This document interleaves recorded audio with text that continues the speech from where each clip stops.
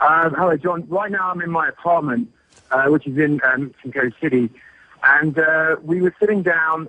There was a long tremor of about 10 or 15 seconds or so.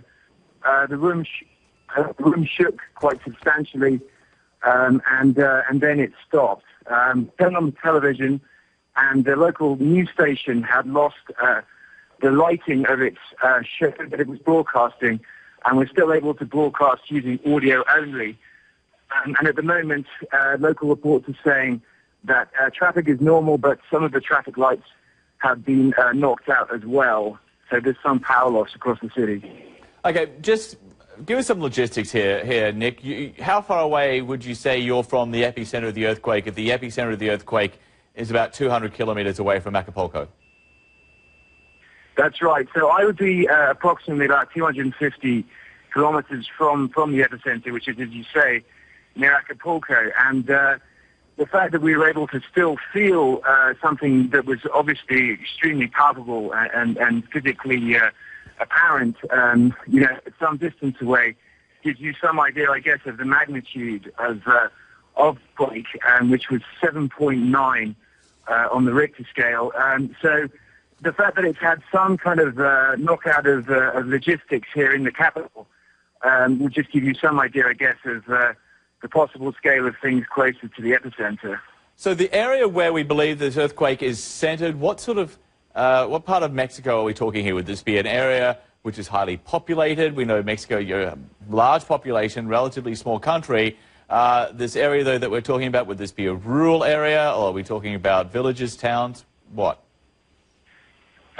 Basically, the road between Mexico City to Acapulco and the state at large is largely rural. There are a large sort of number of mountain ranges in that state, Correro, and there are some small villages as well.